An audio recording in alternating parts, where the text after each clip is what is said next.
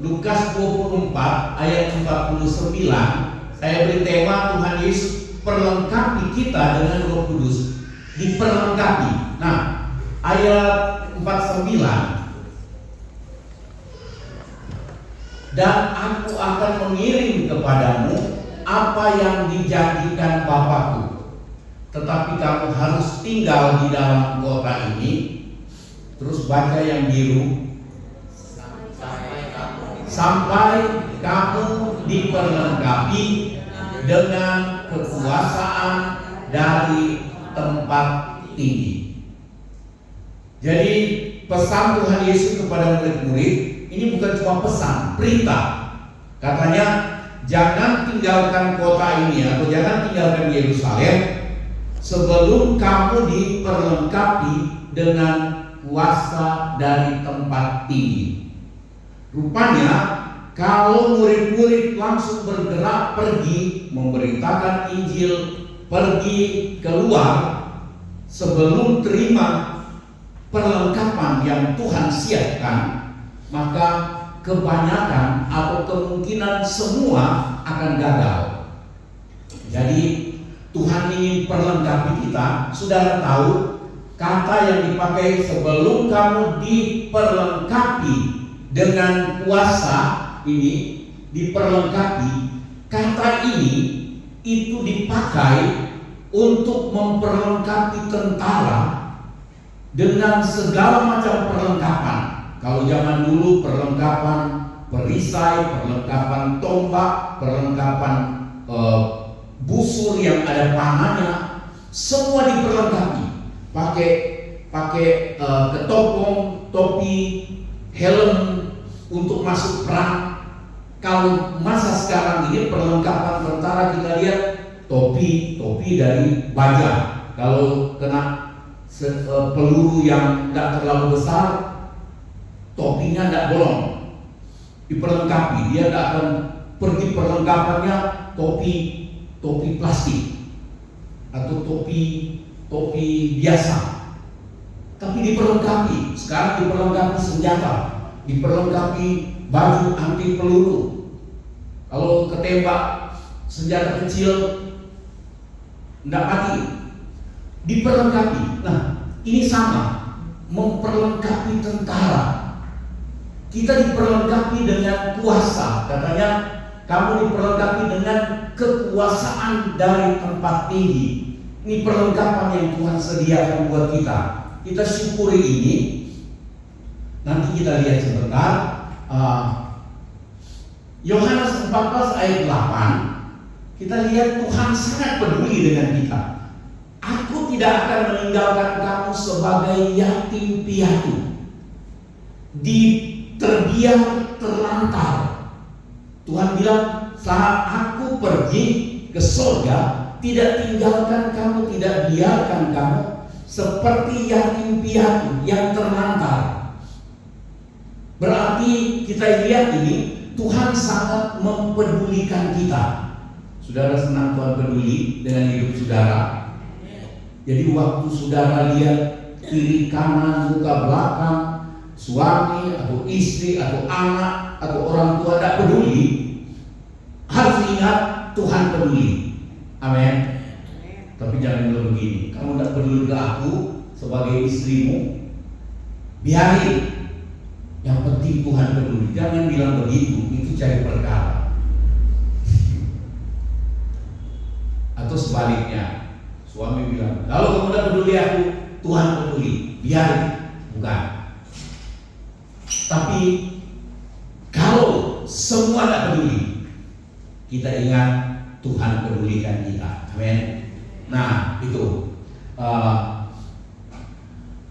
ya tadi firman Tuhan katakan Tuhan Yesus memperlengkapi kita dengan Roh Kudus. Dia katakan tunggu di Yerusalem sampai kamu diperlengkapi dengan kekuasaan dari tempat tinggi.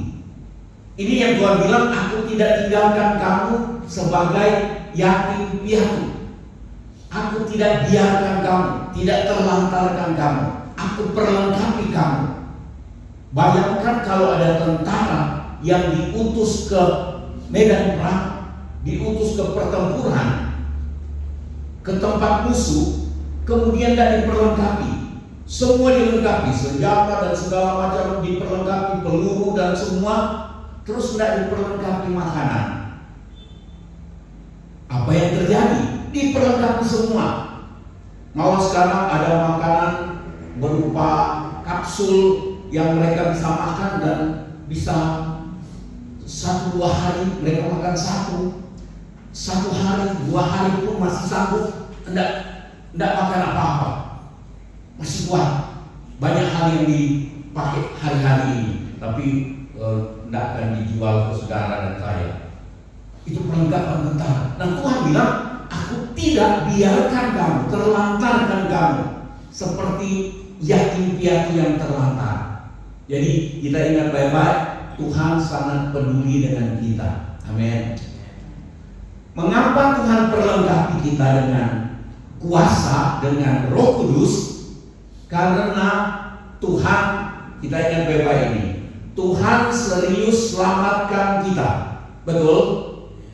Serius Tuhan dari sorga datang ke dunia, lahir sebagai manusia, mulai dari bayi sudah dikejar-kejar, nyingkir ke Mesir karena Herodes, terus sepanjang pelayanannya berkali-kali difitnah, mau dibunuh sama orang Yahudi. Terus saja tidak enak hidupnya untuk keselamatan kita, karena seriusnya Tuhan selamatkan kita. Kita ini yang sudah terhilang, Tuhan serius selamatkan. Nah, ketika Tuhan mati di salib, Dia selamatkan kita, gereja Tuhan lahir, maka Tuhan tetap serius jaga kita, supaya kita yang sudah selamat, sudah percaya terima Tuhan Yesus sebagai juru selamat, kita mampu bertahan dalam keselamatan. Amin. Saudara, kita ini begini, kita ini tidak ada kita yang kebal untuk gagal. Tidak ada kita yang kebal sampai sudah tidak mungkin tergoda lagi untuk menyimpang dari firman Tuhan. Tuhan Yesus bilang, yang selamat hanya orang yang melakukan kehendak Bapa di sorga. Nah, kita ini punya niat melakukan kehendak Tuhan, tapi niat kuat niatnya. Saudara ingat Petrus, dia bilang apa? Waktu Tuhan Yesus bilang, kamu semua akan tergoncang imannya malam ini, dan kamu akan tinggalkan aku seorang diri. Petrus bilang, tunggu dulu, ini yang lain-lain 1, 2, 3, 4, 5, 6, 7, 8, 9, 10, mungkin 3, 10 waktu itu Yudas sudah pergi. Ini 10, tinggalkan engkau, saya tidak. Wow, Petrus bukan omong kosong loh itu. Petrus serius berjanji dan bertekad. Ya kan? Kita kadang-kadang janji kita setengah hati. Petrus segenap hati, sungguh-sungguh tekad. Kalau mereka tinggalkan engkau, aku tidak. Aku rela masuk penjara, bahkan mati bersama dengan engkau. Wih, luar biasa Petrus. Kita sudah tahu ceritanya kan? Begitu ada satu cewek, ada satu amal kecil. Loh, sampean ini, kamu ini kan orang Galilea, kamu kan pengikutnya orang itu yang sedang diadili. Apa yang kamu bilang? Kok tak tahu? Saya tidak tahu apa yang kamu bilang. Petrus mulai nyangkal. 1 kali, 2 kali, 3 kali. Tuhan Yesus lihat. Sudah ketiga kali Petrus ngomong, Tuhan Yesus lihat. Petrus lihat. Ketemu mata. Tiba-tiba kukuruyu. Petrus ingat, Tuhan Yesus sudah bilang, sebelum ayam berkokok, engkau sudah sangkal aku. Nangis Petrus, nyesal. Banyak kali kita punya niat, punya kerinduan, niat untuk menuruti firman Tuhan, tapi terbukti kita gagal. Itu sebabnya Tuhan bilang, aku kirim kepadamu. Kita lihat ini. Tuhan memperlengkapi kita. Ini Tuhan serius menyelamatkan kita. Kemudian Tuhan kehendaki tidak ada satupun kita yang binasa. Itu sebabnya saya ngotot. Mau 3 orang yang hadir, saya Hotman tidak berubah. Apalagi nanti dikirim ke Madura, dikirim ke mana-mana. Syukur, tapi sedikit 1-2 jemaat yang menanggapi saya punya video di YouTube dan di Reels. Mungkin saudara tidak punya kalau Bung Parno tidak punya Facebook sama YouTube ya Bu. Tapi saya lihat hampir tidak ada jemaat yang, mungkin ada 2 atau 3. Tidak apa-apa, di luar aja yang berlaku. Nah, Tuhan kehendaki tidak ada satu yang binasa. Itu sebabnya ini keseriusan Tuhan. Tuhan bilang, kamu akan gagal. Itu sebabnya tunggu di Yerusalem sampai kamu diperlengkapi. Banyak kali kita tidak sabar menunggu. Ada niat. Tuhan bilang tidak ada satupun yang Tuhan kehendaki, tidak ada satupun yang binasa. Tuhan persiapkan agar kita mampu bertahan dalam kehendak Tuhan. Tuhan perlengkapi kita dengan Roh Kudus. Tujuannya supaya kita mampu bertahan. Mampu bertahan. Karena tetap ke arah tema ini. Bertahan sampai akhir. Kalau kita janji dengan Tuhan, kita bertekad untuk bertahan. Tapi banyak kali nyerah, lalai, lemah. Tapi Tuhan bilang, aku perlengkapi kamu supaya tetap kuat apapun yang terjadi, godaan apapun. Mau kehilangan nyawa, kehilangan pekerjaan, kehilangan penghasilan. Tapi kayaknya itu sudah banyak kali kita bilang, ya ngomong enak. Tapi kalau dialami tidak enak, memang. Tapi satu waktu kita akan berhadapan dengan keadaan itu. Saudara ingat dalam kitab Wahyu dikatakan ada waktunya orang tidak dapat menjual dan tidak dapat membeli. Kalau tidak pakai, ikutin penyangkalan Tuhan Yesus oleh antikris. Dia dorong kita untuk lakukan melanggar firman Tuhan. Kalau enggak ikuti aturan ini, undang-undang ini, padahal undang-undangnya sudah melanggar firman Tuhan. Kita didorong untuk langgar firman Tuhan. Kita didorong untuk keluar dari keselamatan dengan catatan, dengan ancaman. Kalau enggak ikut, enggak bisa menjual, enggak bisa membeli, mati kan? Hari ini kita belum lihat itu. Tapi tekanan makin banyak mengarah ke sana. Tuhan ingin persiapkan kita apapun yang terjadi, kita mampu bertahan. Tuhan ingin kita mampu bertahan dalam kehendak Tuhan. Berkali-kali saya bilang kehendak Tuhan itu bukan cuma membedakan, mengikuti yang benar dan yang baik dan buruk. Yang baik dan buruk kita gampang bedakan. Mulai sulit membedakan yang baik dan yang benar dan yang salah. Tambah sulit membedakan baik dan benar. Ada baik yang tidak benar, tetapi kalau benar pasti baik. Mulai sulit membedakan. Ini saya hidup baik, apakah benar? Mulai sulit. Tapi yang paling sulit kita membedakan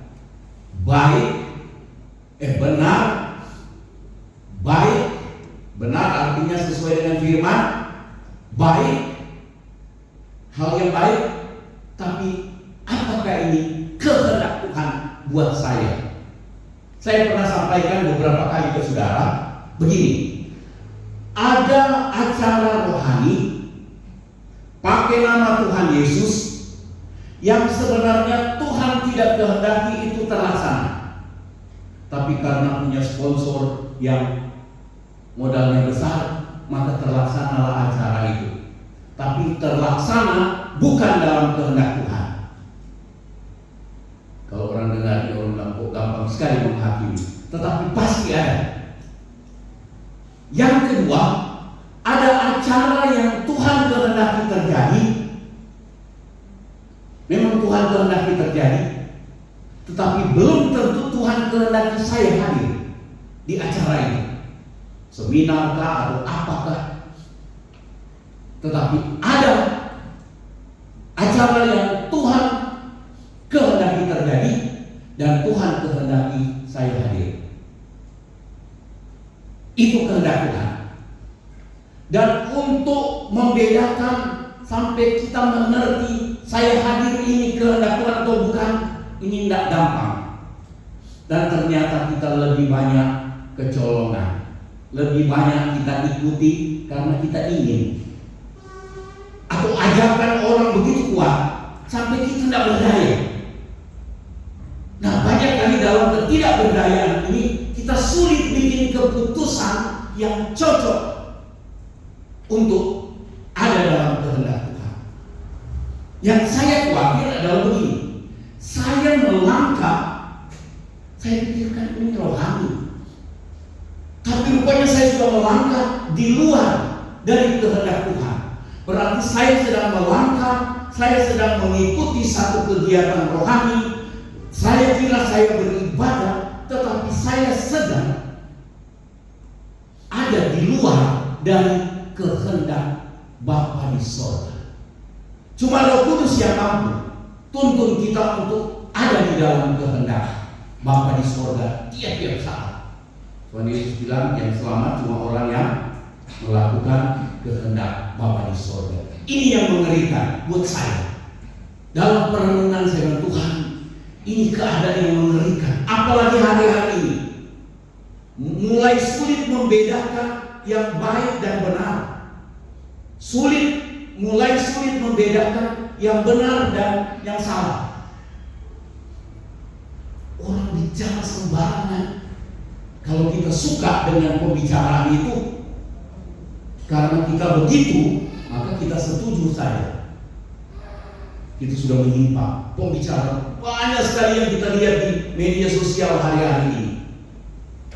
Orang sampaikan dengan cara yang dusta pun orang makan, orang anggap benar, amin, mengerikan.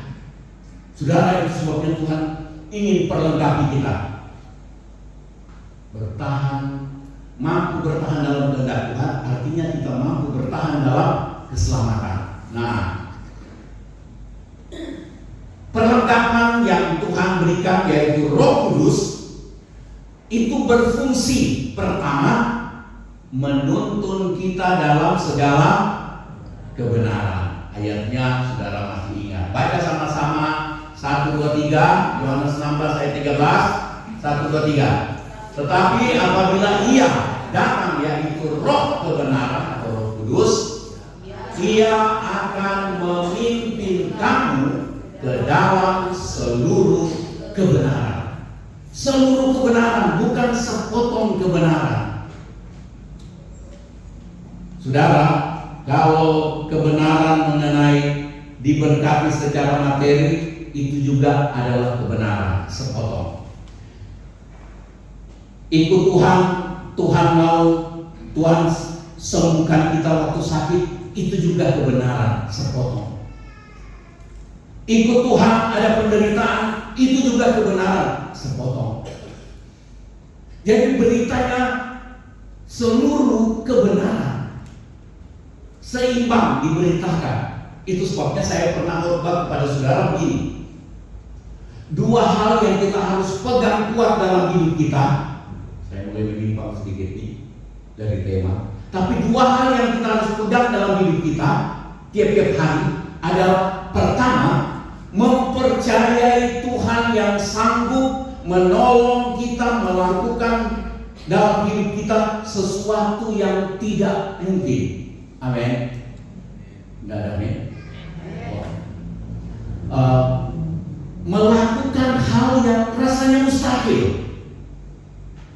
percaya itu kemampuan Tuhan. Ya kan?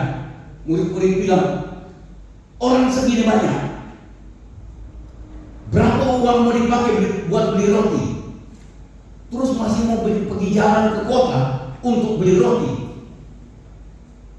Tapi Tuhan ada jalan keluar.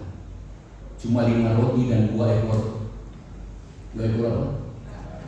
Bukan 2 ekor berbuta.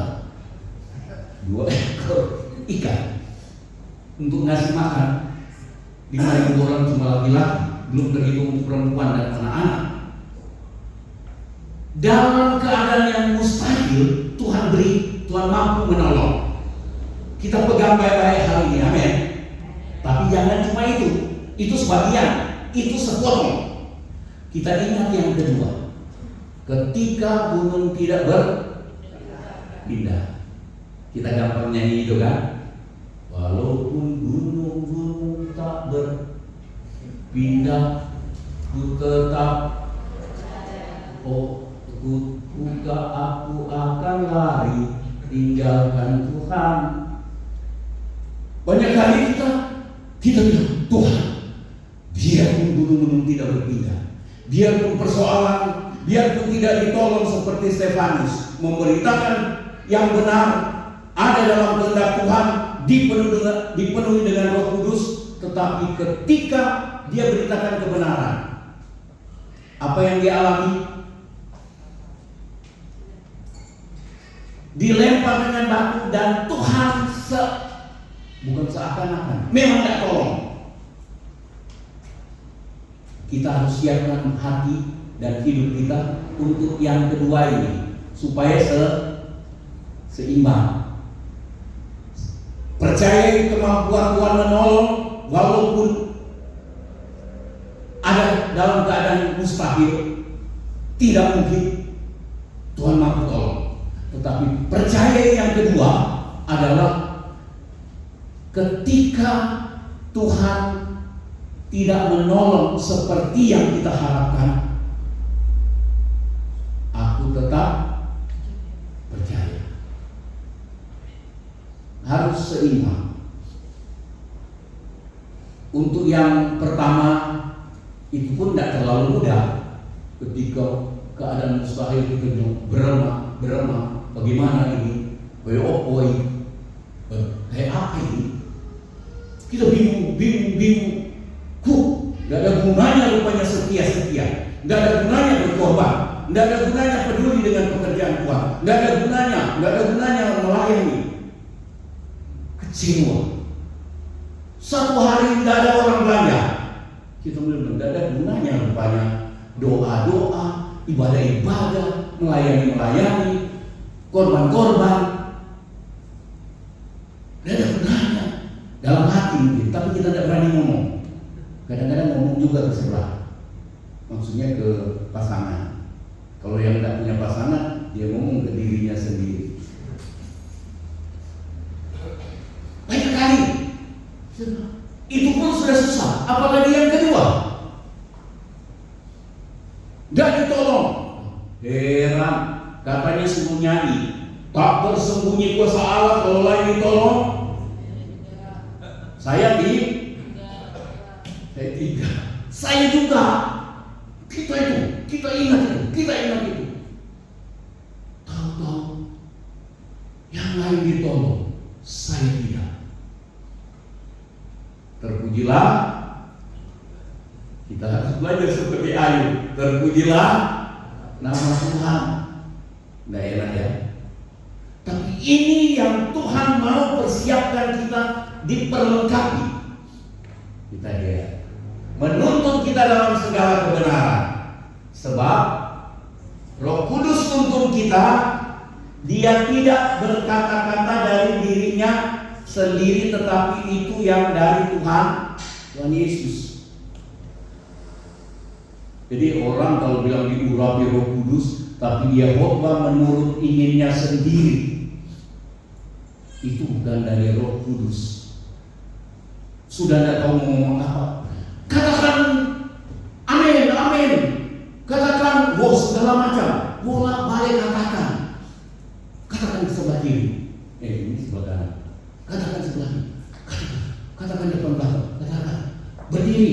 salamin 10 orang. Habis waktunya untuk khotbah, untuk firman Tuhan. Kayaknya enggak siap, tapi ya dibikin begitu. Saya tidak sedang menghakimi. Saudara-saudara, beri kemuliaan buat Tuhan. Saya itu kadang-kadang lebih dari 30 kali. Beri kemuliaan. Habis waktunya. Bayangkan beri kemuliaan buat Tuhan 1 menit. 30 kali 30 menit. Kadang-kadang sakit hati juga lihat begitu. Tetapi segala sesuatu yang didengarnya itulah yang akan dikatakan. Dan ia akan memberitakan kepadamu hal-hal yang akan datang. Ini yang Roh Kudus lakukan. Dia apa lagi? Ayat 14, Yohanes 16 ayat 14, terus apa? Ia akan memuliakan aku. Saya bikin catatan, bukan memuliakan pendeta. Saya berharap saudara tidak pernah memuliakan saya. Ketemu orang bersaksi, wah kalau pendeta saya memuliakan pendeta, itu enggak benar. Karena kalau Roh Kudus memenuhi kita, tuntun kita dalam segala kebenaran, kita akan memuliakan hanya siapa? Hanya Tuhan. Bukan memuliakan gereja, memuliakan sponsor, memuliakan diri sendiri. Kalau khotbah sudah selalu saya